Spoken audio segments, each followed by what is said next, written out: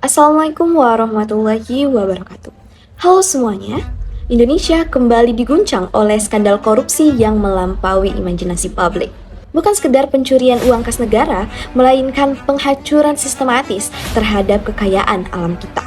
Kasus korupsi tata niaga timah di wilayah izin usaha pertambangan atau IUP PT Timah Tbk periode 2015 hingga 2022 telah mencatatkan rekor kerugian negara yang sangat fantastis.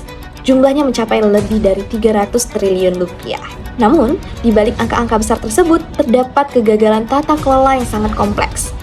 Mengapa perusahaan negara sebesar PT Timah bisa terseret dalam pusaran korupsi yang masif? Dalam video ini, saya akan membedah menganatomi kasus tersebut menggunakan berbagai teori korupsi dan perspektif governance untuk memahami aktor, penyebab, dampak, hingga solusi strategis untuk kedepannya. Baik, mari kita mulai dengan deskripsi kasus. Inti dari skandal ini adalah praktik pengumpulan biji timah secara ilegal dari wilayah konsesi milik PT Timah Tbk sendiri. Para pelaku diduga bekerja sama dengan oknum di dalam perusahaan untuk membiarkan pihak swasta menambang tanpa izin di lahan negara. Modusnya sangat terstruktur. Biji timah hasil tambang ilegal ini kemudian dilegalkan dengan cara dibeli kembali oleh PT Timah melalui perusahaan-perusahaan smelter swasta yang telah menjalin kemitraan secara formal. Dalam proses ini terjadi penggelembungan biaya atau manipulasi data serta penggunaan perusahaan-perusahaan boneka untuk menyamarkan asal-usul barang. Kerugian 300 triliun ini bukan hanya dari nilai komoditas yang hilang, tetapi mayoritas adalah kerugian ekologis yang tidak ternilai harganya bagi ekosistem Bangka Belitung. Untuk membedah kasus ini, kita harus melihat para aktor yang terlibat dalam 3 level utama. Pertama, level individu. Di sini kita melihat adanya kolaborasi antara top manajemen PT Timah yang memiliki kewenangan strategis dengan pengusaha besar atau yang sering disebut media sebagai Crazy Rich. Mereka adalah pemodal dan pengelola jaringan distribusi yang memiliki kemampuan lobby tingkat tinggi. Kedua, level lembaga.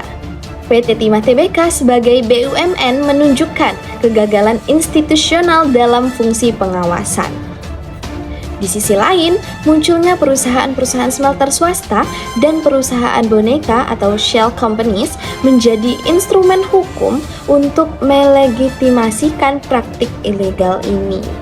Ketiga, level jaringan.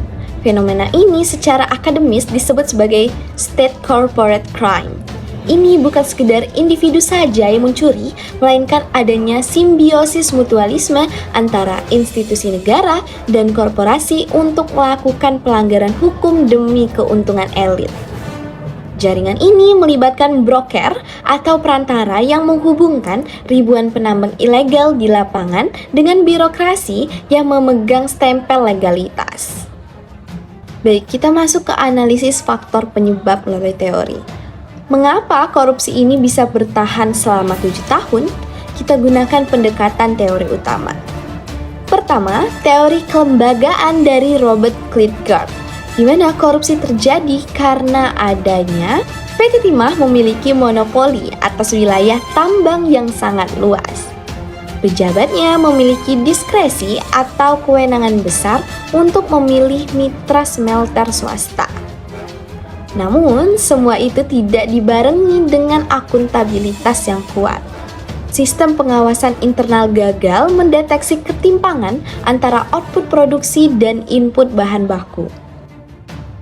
Kedua, faktor struktural dan regulatory capture, di mana terjadi kondisi di mana regulasi pertambangan seolah-olah ditawan oleh kepentingan kelompok tertentu. Celah dalam aturan tambang rakyat dan tumpang tindih kewenangan pusat ke daerah menciptakan area abu-abu yang dimanfaatkan untuk melakukan rente ekonomi. Ketiga, Principal Agent Theory, di mana rakyat sebagai prinsipal memberikan mandat kepada pemerintah dan BUMN sebagai agen yang mengelola kekayaan alam. Namun, terjadi penyimpangan kepentingan atau misalignment of interest. sebagian lebih memilih mengejar keuntungan pribadi dan kelompok daripada harus menjalankan mandat kesejahteraan publik. Terakhir, secara kultural, terdapat normalisasi terhadap uang koordinasi. Praktik gratifikasi dianggap sebagai pelumas birokrasi agar target produksi tercapai. Sehingga tindakan ilegal perlahan dianggap sebagai prosedur standar operasional. Kita masuk ke dampak terhadap tata kelola. Dampaknya sangat serius terhadap tata kelola pemerintahan kita.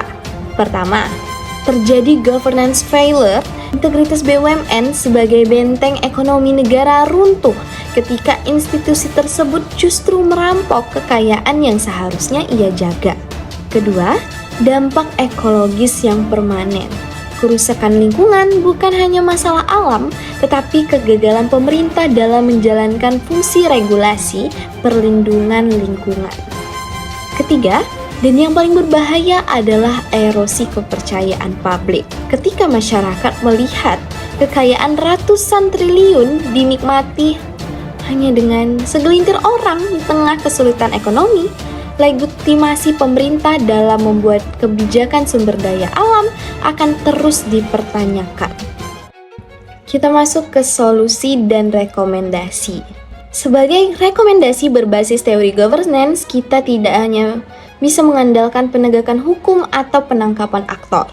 Kita butuh perbaikan sistemik. 1. Digitalisasi penuh rantai pasok. Implementasi sistem seperti e-Simponi harus diintegrasikan dengan teknologi pelacakan koordinat tambang berbasis citra satelit dan blockchain. Tujuannya agar setiap gram timah yang masuk ke smelter bisa dilacak asal-usulnya secara real time tanpa intervensi manusia. 2. Transparansi beneficial ownership, di mana pemerintah wajib membuka siapa pemilik sebenarnya di balik perusahaan mitra BUMN. Tidak boleh ada lagi perusahaan boneka yang pemilik aslinya bersembunyi di balik layar. 3. Independensi pengawas internal. Auditor internal BUMN atau APIP harus memiliki garis koordinasi langsung ke lembaga independen di luar direksi. Untuk apa? Untuk memutus rantai loyalitas buta kepada pimpinan yang korup. Terakhir, kita masuk ke penutup. Kasus Timah adalah pelajaran pahit bahwa kekayaan alam yang melimpah bisa menjadi kutukan jika tidak dikelola dengan integritas. Pemberantasan korupsi bukan hanya tugas jaksa, tetapi tugas kita semua untuk menuntut transparansi dalam setiap kebijakan yang dibuat oleh pemerintah. Demikianlah analisis saya mengenai korupsi tata niaga timah ini. Semoga bermanfaat untuk perbaikan tata kelola pemerintahan Indonesia yang lebih bersih. Akhir kata, saya Dinda. Terima kasih. Wassalamualaikum warahmatullahi wabarakatuh.